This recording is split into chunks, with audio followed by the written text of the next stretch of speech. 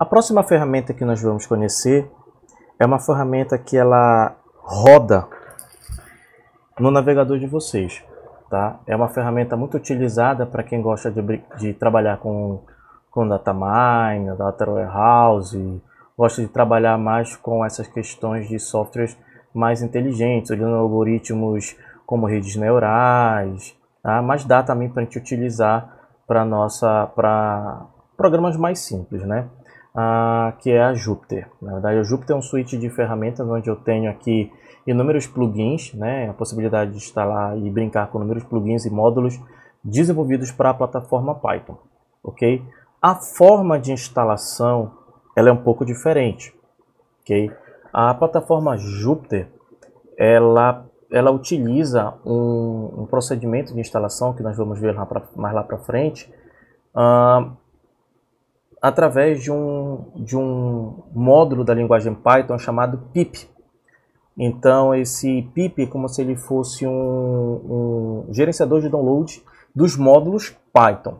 Okay? Então o pip ele faz parte nativamente da plataforma Python.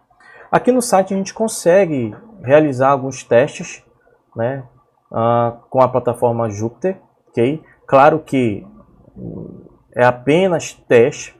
Okay? Então a gente tem a forma tradicional da plataforma Jupyter, que é o Jupyter Notebook, onde a gente consegue fazer alguns testes, muito semelhante à IDE de teste, né, quando a gente foi verificar se a plataforma estava instalada, mas a gente também tem um suíte mais completo da plataforma, mostrar um pouquinho sobre esses dois caras, e além de outras ferramentas que eu consigo brincar utilizando a plataforma Jupyter. Vamos para esse cara aqui, que ele acaba tendo o Lab, ele acaba tendo dentro dele o próprio notebook, ok? Vou startar aqui para vocês, ok? Ele vai carregar aqui o próprio módulo.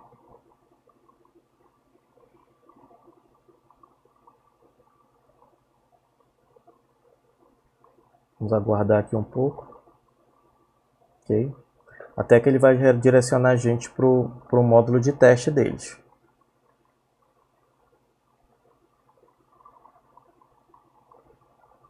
Bom, aqui eu tenho o módulo de teste do Jupyter Notebook. Aqui o mais legal dessa ferramenta é que, além de realizar os testes e codificar, eu consigo também escrever instruções, mas não são instruções para executar comando, seriam como se fossem, posso chamar assim, de comentários do meu código, e acaba virando tipo um tutorial. Se vocês perceberem aqui nesse código, eu tenho aqui elementos que nós chamamos de Markdown, onde eu consigo colocar expressões, consigo colocar trechos de código-fonte e com isso executar o meu código, tá? Bom, então aqui eu tenho essa versão, ok? Eu posso mandar até rodar e ele vai executar para mim algumas instruções. Claro que isso aí, se tivesse rodando nativamente, seria muito mais rápido, ok? Eu também posso aqui criar meu próprio código-fonte, okay, dentro do meu Jupyter. Então, se eu clicar no botãozinho de mais, eu tenho as opções aqui, ó, de fazer as minhas codificações utilizando o Python 3, C++, R, ou posso utilizar a versão console dele, ou seja, como se eu estivesse acessando o console, inclusive um teste do próprio terminal da máquina. Posso escrever arquivos textos semelhante àquele anterior, criar os Markdown, ok? Bom, o que a gente quer aqui é apenas simular a utilização do Jupyter Notebook. Então a gente vai pegar aqui e, por exemplo, aqui, olha, essa aqui é a minha interface do Jupyter Notebook. Aqui eu posso criar os mesmos comandos já vistos anteriormente, ok? Por exemplo, eu vou aqui e se eu mandar rodar, ele gera aqui fora para mim, ó, ele gera aqui toda a minha resposta. Eu posso criar variáveis aqui, ó, o A recebe 9, o B recebe 7, né? E eu posso dizer que o C recebe A mais B, tá? Então aqui eu posso mandar rodar esse cara. Não apareceu nada, justamente, não apareceu. Por quê? Porque eu não estou usando nenhum comando de saída, tá?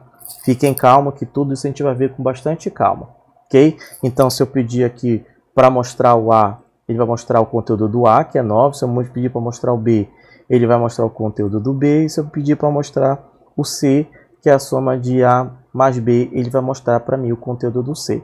Então assim, eu consigo aqui, pessoal, trabalhar com a parte de codificação e a resposta direta desse meu código. Consigo salvar, né? Eu consigo criar Markdown, consigo criar texto. Então, assim, é uma plataforma que me possibilita um apanhado mais geral, só que preferencialmente ela é mais utilizada para esses modelos mais estatísticos, que envolvem inclusive essas questões de utilização de módulos de inteligência computacional ou módulos estatísticos com respostas mais rápidas.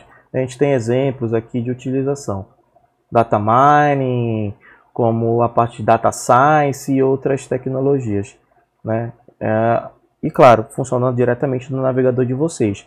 Então vocês vão instalar apenas uma ferramenta no computador de vocês e essa ferramenta ela vai fazer todo o processo de instalação para vocês. Como é que eu instalo na minha máquina? A instalação ela é bem simples. Eu vou voltar aqui para o início, ok?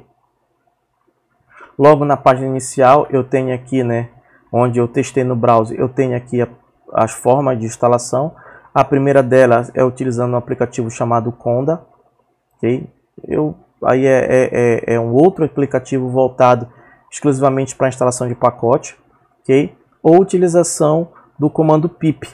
Então, se eu pegar o comando pip, ir no terminal e utilizar esse comando pip, eu consigo instalar a ferramenta, ok? Então, posso pegar bem aqui, ó. Posso chegar aqui no mesma coisa, né? cmd, ok? Vou colocar pip. Posso até digitar só pip e verificar se ele está funcionando. Então ele vai me dar uma série de argumentos. Então eu percebo que ele está funcionando. Então eu vou chegar bem aqui, ó, e digitar essa linha aqui para instalar a versão mais completa. Pip install Jupyter Lab. E eu vou aguardar. O que é que o pip faz? O pip vai até o site, ok? E vai baixar todas as bibliotecas e módulos necessários para se trabalhar com esse programa. E o mais legal do pip é que se tiver alguma dependência, ou seja, se para poder o Jupyter Lab rodar é necessário um pacote estatístico qualquer, ele verifica quais são as dependências e ele vai atrás desse pacote e primeiramente instala o pacote. Então eu não tenho que me preocupar em instalar dependências, o próprio pip já faz isso para mim. Então se vocês olharem aqui, por exemplo, ele está instalando um monte de pacotes aqui que são necessários para rodar o Jupyter Lab. Okay? Então o processo de instalação é simples, o comando pip ele nos ajuda e muito nesse processo, né? Instalando as dependências e o próprio software, configura para a gente tudo isso daí, e a gente só tem que aguardar até o final dessa configuração e instalação para poder rodar na nossa máquina.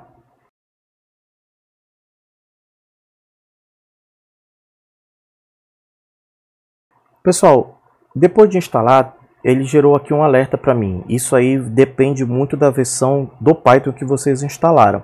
Ok? Isso aqui é até uma coisa interessante e é importante vocês prestarem atenção nisso. Ele está dizendo que a versão que eu estou utilizando é uma versão chamada 19.2.3. Entretanto, a versão disponível estável é essa versão 20.0.2. Ok? Então, se essa mensagem aqui aparecer para vocês, eu recomendo fortemente que vocês façam e executem esse comando aqui embaixo, ó. Tá? Vocês podem executar esse comando aqui embaixo e o que acontece? Ele vai automaticamente atualizar o pip para vocês. Que olha, ele está fazendo o que? Ele está vendo que existe uma versão 19 instalada, ele está desinstalando a versão e instalando a versão 20.0.2. E assim a gente tem um software mais estável e que consegue cada vez mais, de forma mais eficiente, instalar para a gente os nossos módulos ou ferramentas para nos auxiliar nesse processo de desenvolvimento de aplicações em Python. Ok? Bom, depois que eu instalei o Jupyter Lab, Lembrando que eu posso instalar apenas a versão notebook. O que é a versão notebook? É só onde eu gero o código-fonte, eu não tenho aquelas outras possibilidades nem aqueles outros compiladores. Tá? Então ele é uma versão, ele é como se fosse um módulo dentro do lab do Jupyter. Okay? Então depois que eu faço isso, eu posso executar o Jupyter Lab. E como é que eu faço isso? Vamos lá.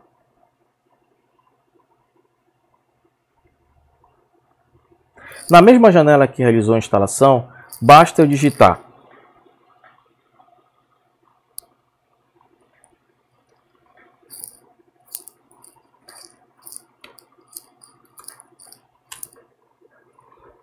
Jupyter Lab. O que é que vai acontecer? Ele vai pedir para mim para startar em um navegador.